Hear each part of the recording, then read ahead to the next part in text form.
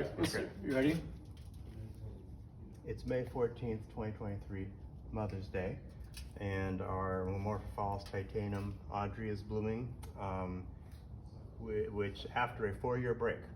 It's not as large as it was last time, but that happens sometimes. We repotted this plant in January, and now we are going to pollinate it. So let's go ahead and open up the side here so we can reveal the male and female parts of the flower. In the wild, these are pollinated by flies and carrion beetles. And last time I opened up one of these, a beetle jumped out at me. You can see inside, these are the female receptors, which are active only tonight. You can shine the light on there if you'd like. That works. And then above it, these little yellow sacs are full of pollen, which will activate tomorrow after the female receptors close down.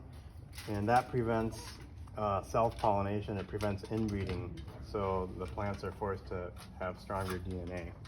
So here's some of the pollen we received from Gustavus University. I'm just going to put it on the end of this brush here, like so. If I can get it to stick. There we go. And then I'm going to go and just brush it on the end of these receptors.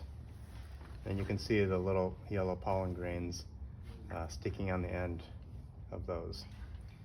Another thing I do to increase the fertilization is I'll often tape a longer bamboo pole to the end of this brush and then reach in from the top and then brush around all the receptors to get maximum fruiting. And you can see right behind the receptors, there's a little red bump that will swell up and become a berry, and then that's where the fruit will form. And it takes about 9 months, and when it's ripe, we pluck them off, plant the seeds. And here is a seedling from the 2019 pollination. So that's a 4-year seedling right there.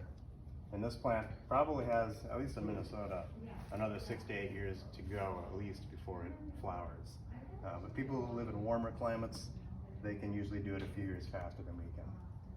And that's the pollination process of the Amorphophallus titanum. Happy Mother's Day.